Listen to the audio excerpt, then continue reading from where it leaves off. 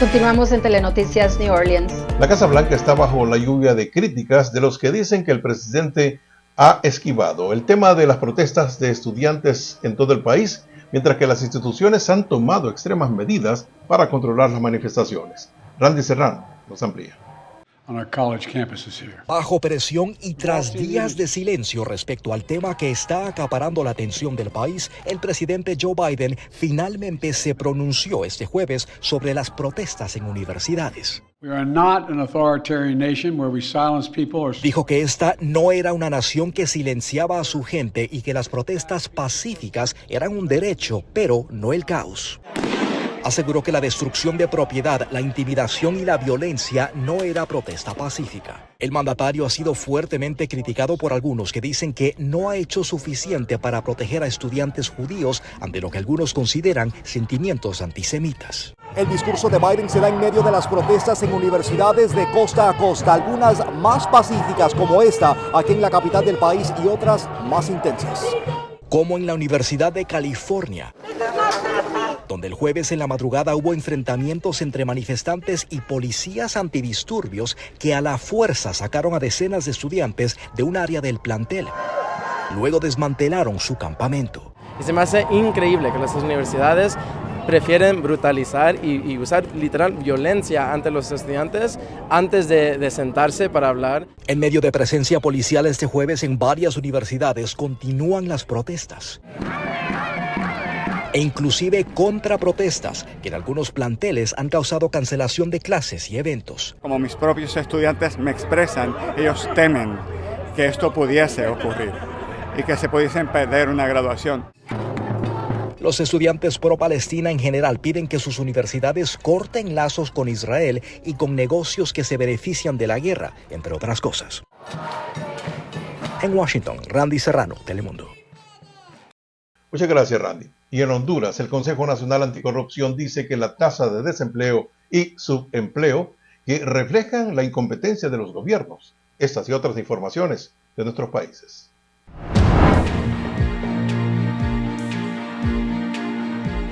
Las altas tasas de desempleo y subempleo reflejan la incompetencia de los gobiernos, posteó en su cuenta oficial de X el Consejo Nacional Anticorrupción en conmemoración al Día Internacional de los Trabajadores. Ayer miércoles en Honduras, como en muchos países del mundo, se celebró el Día Internacional del Trabajador, saliendo a marchar en memoria de aquellos que lucharon por los derechos que tienen los trabajadores de hoy en día.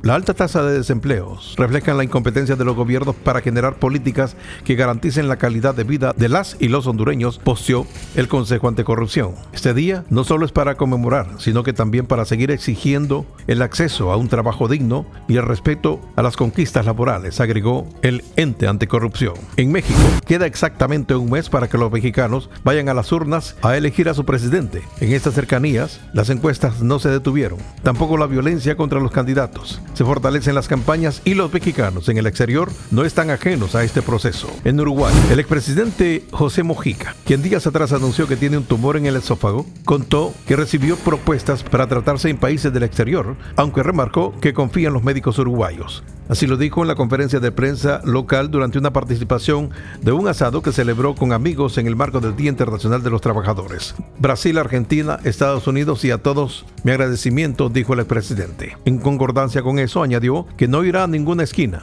y que confía en los médicos de su país. En Colombia, ese país retirará a sus funcionarios diplomáticos de Israel luego que el presidente de Colombia, Gustavo Petro, anunciara una ruptura de relaciones diplomáticas con el gobierno de Israel por sus acciones en Gaza. Aquí delante de ustedes, el gobierno del cambio, el presidente de la República informa que mañana se romperán las relaciones diplomáticas con el Estado de Israel por tener un gobierno, por tener un presidente genocida. El Ministerio de Asuntos Exteriores de Colombia no especificó cuándo regresarán los diplomáticos a su país, pero dijo que informaría a la Embajada de Israel en Colombia de la medida. En el comunicado, el ministerio tampoco detalló si los diplomáticos israelíes tendrán que abandonar Colombia. Los ciudadanos colombianos en Israel seguirán recibiendo la asistencia y los servicios necesarios de las acciones consulares de su embajada en Tel Aviv, afirmó el Ministerio de Asuntos Exteriores. En Ecuador, ese país defendió ante la Corte Internacional de Justicia que el asalto a la embajada mexicana en Quito para arrestar al ex vicepresidente Jorge Glass fue un acto excepcional y aislado, al tiempo que subrayó que el político ecuatoriano ha sido debidamente condenado por delitos de corrupción. El embajador de Ecuador ante Países Bajos, Andrés Terán. Ecuador otorgó las garantías a México de conformidad con el derecho internacional, de respetar y proteger las instalaciones de su misión diplomática en Quito, sus propiedades y sus archivos, así como los bienes de las residencias privadas de sus agentes diplomáticos. Enfatizó durante la segunda jornada de la audiencia por este caso de su país, pero justificó el arresto de Glass tras asaltar la embajada mexicana en Quito. Las noticias internacionales son traídas a ustedes por Orleans Furniture, la mueblería oficial de los latinos. Así está el mundo en otros países. Nos toca ir a nuestra pausa, pero al regresar tendremos el pronóstico del tiempo y también la información del deporte. Quédese. Y el sistema de tormentas severas que ha estado afectando el centro del país entra hacia nuestro estado. ¿Cómo nos estará afectando dentro de las próximas horas? Les cuento al regresar de la pausa.